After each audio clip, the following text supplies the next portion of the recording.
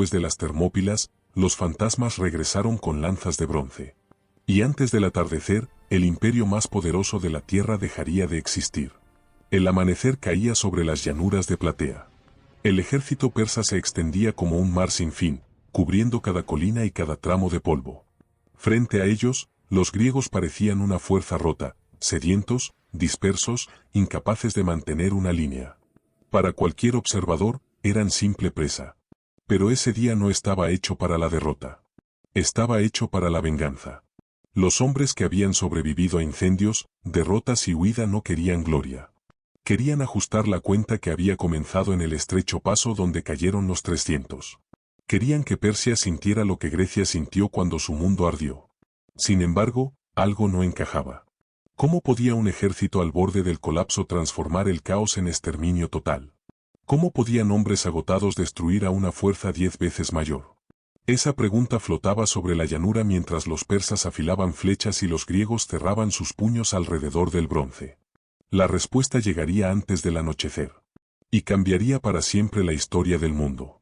Un año antes, Atenas ardió bajo las llamas de Jerjes.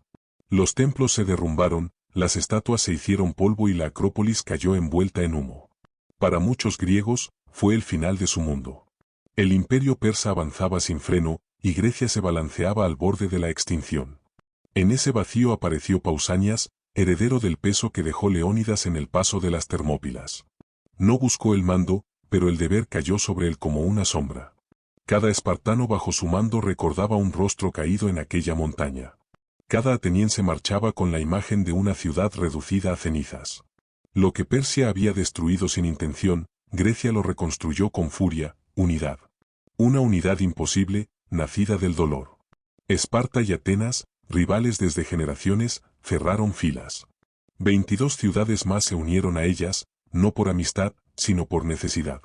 El odio entre griegos quedó atrás, reemplazado por algo más fuerte que el miedo, la decisión de no arrodillarse. No marchaban para conquistar tierras. No marchaban para obtener trofeos. Marchaban para hacer justicia. En cada escudo había un recuerdo. En cada lanza, una deuda. Y en cada paso, la promesa silenciosa de que Persia pagaría por todo lo que había intentado borrar. La batalla que se acercaba no era solo guerra. Era un ajuste de cuentas. Para entender la tensión que dominaba Platea, hay que mirar a los dos mundos que iban a chocar. Los griegos formaban una falange de bronce, hombres entrenados desde la niñez, cuerpos protegidos por corazas pesadas y escudos que se unían como una muralla. Sus lanzas de casi 4 metros superaban cualquier arma persa y convertían cada avance en una línea impenetrable. Frente a ellos se alzaba el imperio de Jerjes, reunido en un solo campo. Un ejército construido con pueblos de medio mundo, inmortales con armaduras de escamas, jinetes medos, arqueros indios, lanceros egipcios, tribus de Oriente y Occidente. 50 lenguas. Un solo mando. Las fuerzas persas tenían ventajas claras. Caballería rápida, arcos que dominaban la distancia y un número tan grande que podía rodear cualquier posición. Sus soldados estaban hechos para moverse, golpear y desaparecer. En las llanuras abiertas, eran casi imparables.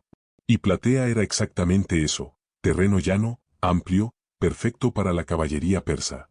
Los griegos lo sabían. Sabían que cada metro abierto favorecía al enemigo. Sabían que un error podía significar el fin de su mundo. Sin embargo, tenían una carta que Persia no conocía. Un aliado silencioso.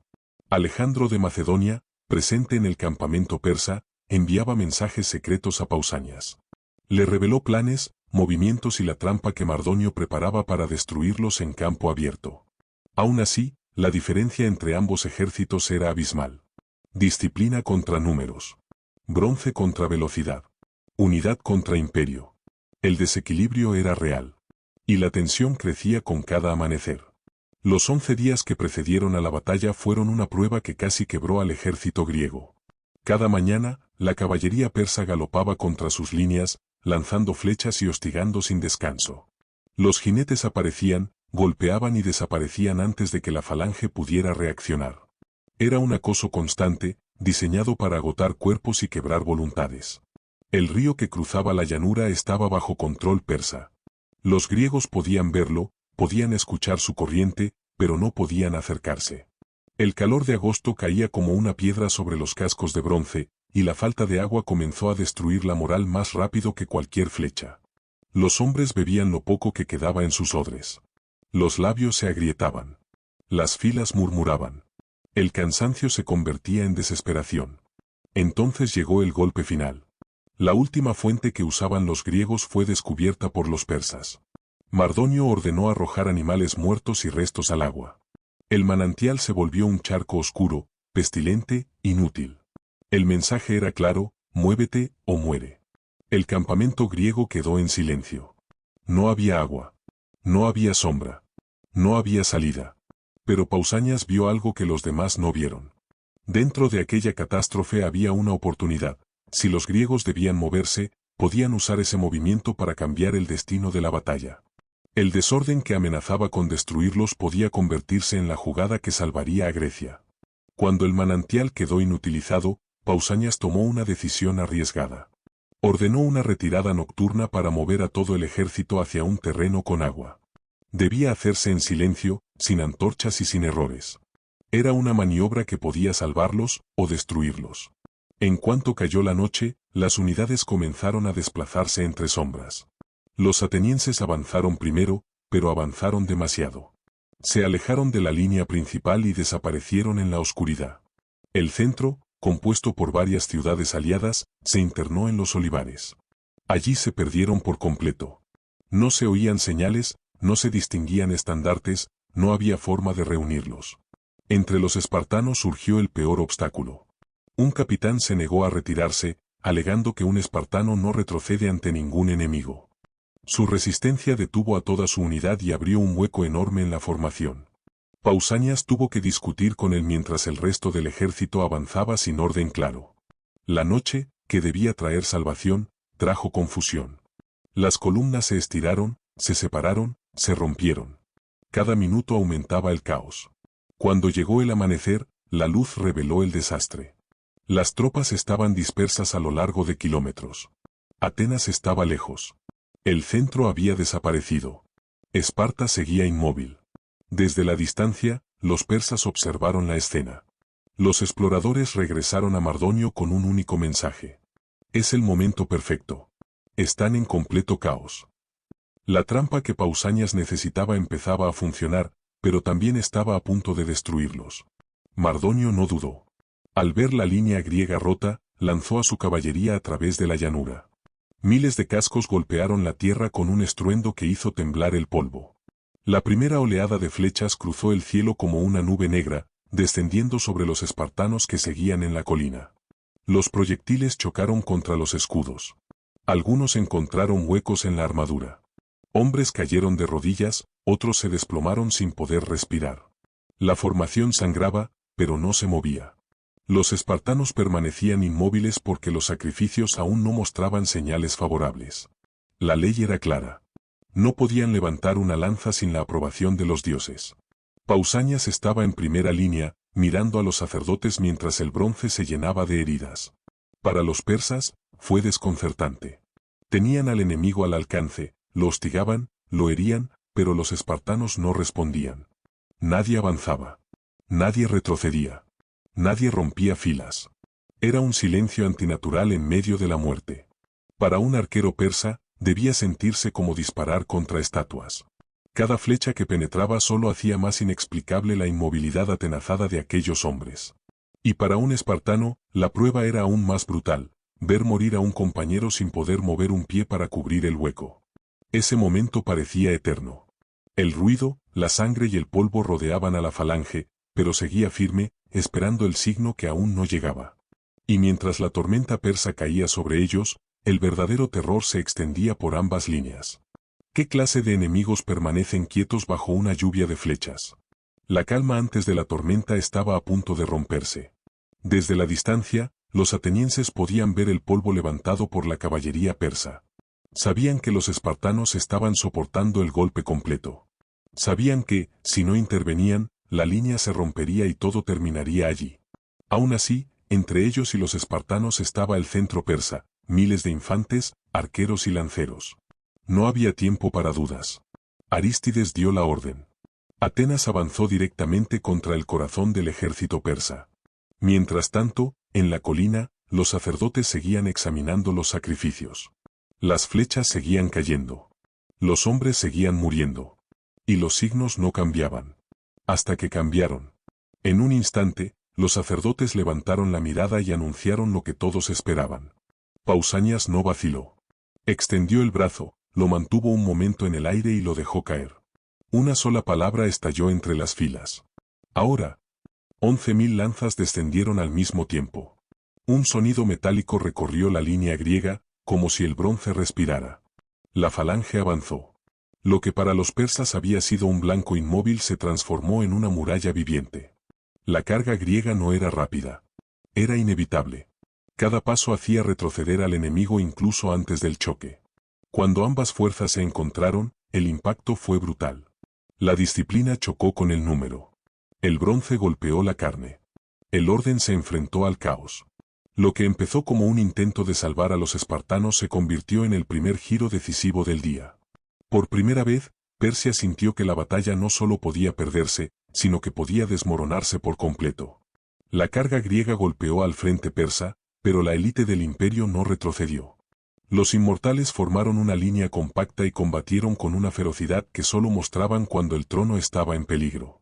Sus escudos chocaron, sus flechas volaron desde segundos rangos, y cada paso de la falange encontraba resistencia. En medio del caos, Mardonio tomó la decisión que cambiaría el destino del día. Descendió de su caballo. Un comandante persa debía dirigir desde la altura, pero él eligió luchar a pie, entre su guardia personal. Quiso inspirar. Quiso demostrar valor. Sin saber que acababa de firmar su sentencia. Los espartanos lo encontraron rápidamente. El manto púrpura. La armadura dorada. La figura que había quemado Atenas y prometido la destrucción de Grecia. La visión recorrió la línea como una chispa en un campo seco. La presión del combate se volvió insoportable. Cuerpos empujados contra cuerpos. Hombres aplastados sin poder caer. El calor atrapado dentro de los cascos. El bronce rozando la piel con cada impacto. El polvo mezclado con sudor y sangre, nublando la vista.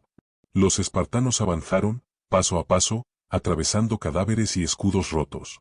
Las lanzas se alzaron, bajaron, avanzaron. Mardonio intentó reorganizar a sus guardias, pero la marea de bronce ya lo rodeaba. Y entonces ocurrió. Una lanza espartana, sin nombre y sin gloria, encontró un hueco bajo la cresta de su casco. El golpe fue seco. Mardonio cayó como una figura derribada por los dioses. La noticia atravesó a los persas más rápido que cualquier grito. La columna se hundió en pánico. La resistencia se quebró.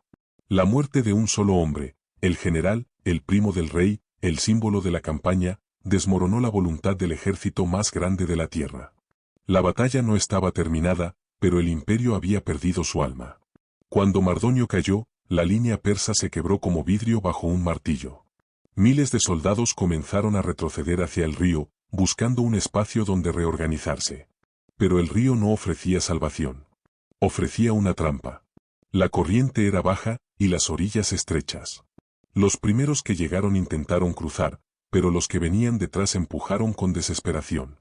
En segundos, el cauce se convirtió en un embudo lleno de cuerpos, gritos y escudos que chocaban entre sí. El agua no podía avanzar. Los hombres tampoco. Era un punto de estrangulamiento perfecto. La falange griega descendió sobre ellos con precisión. Las lanzas se clavaron en espaldas que no podían girarse. Los persas trataban de huir, pero la presión de sus propios compañeros los mantenía atrapados. La disciplina griega hizo el resto, cada fila avanzaba lentamente, asesinando a un enemigo que ya no podía luchar. La caballería persa intentó intervenir, pero la orilla húmeda se volvió barro. Los caballos resbalaban, caían, se hundían en la mezcla de sangre y agua. Los jinetes quedaban expuestos, y las lanzas los alcanzaban antes de que pudieran levantarse. El río cambió de color. El azul se volvió rojo oscuro, espeso, pesado. Los cadáveres formaron un muro que desviaba la corriente. Los pocos que escaparon corrieron hacia el campamento fortificado. Allí encontraron su último refugio y su última condena. 40.000 sobrevivientes se apiñaron tras las empalizadas creyendo que las paredes los salvarían. Pero los griegos, empapados en sangre y polvo, no se detuvieron. Escalaron, empujaron, incendiaron y rompieron las defensas como si fueran ramas secas. Dentro del campamento comenzó la matanza final. Carpas derribadas. Túneles estrechos. Oscuridad llena de gritos. Ninguna formación posible. Ninguna línea de escape. Los relatos antiguos se vuelven vagos, casi silenciosos, cuando hablan de esta parte. Solo dicen gran matanza. La arqueología revela el resto: fuego, huesos, puntas de flecha y cuerpos destrozados. Al terminar el día, más de 90.000 persas yacían muertos. Los griegos habían perdido menos de 1.000. Lo que los persas creían imposible se volvió inevitable. Lo que parecía una victoria segura se transformó en la mayor destrucción que un ejército invasor sufriría en la antigüedad. En 6 horas, un imperio se quebró. En 6 horas, Grecia se vengó de todo lo que había perdido. Cuando el campo quedó en silencio, Pausanias caminó hacia el cuerpo de Mardonio. Recordó cómo los persas habían mutilado a Leónidas después de las Termópilas. Recordó la humillación, la rabia y la herida que había quedado abierta durante una década. Pero no permitió que la venganza lo dominara. Ordenó que nadie tocara el cuerpo de Mardonio. Debemos ser mejores que ellos, dijo. Fue la primera victoria moral del día. Después llegó el reparto del botín. Nada se dejó al azar. Cada ciudad recibió su parte con exactitud matemática. El oro, la plata, las armas y los estandartes persas se distribuyeron según la contribución de cada contingente. Con esas riquezas, Atenas comenzaría su reconstrucción. Templos, murallas y plazas surgieron de las cenizas. La ciudad renació. Lo que vino después cambió el mundo. Grecia entró en su edad de oro. El Partenón se levantó donde antes hubo fuego. La filosofía floreció en las plazas. La democracia tomó forma definitiva y comenzó a proyectarse más allá de sus fronteras. Platea se convirtió en una respuesta. Las Termópilas habían preguntado si la libertad valía la vida. Platea respondió que también valía matar por ella. Ese día no solo salvó a Grecia. Salvó la idea misma de Occidente. La idea de que la libertad no es un regalo, sino una decisión. Una decisión que exige sangre, valor y unidad. Y ahora te pregunto, ¿fue esta victoria un acto de justicia, o un acto de destrucción necesario para preservar un mundo que estaba a punto de desaparecer?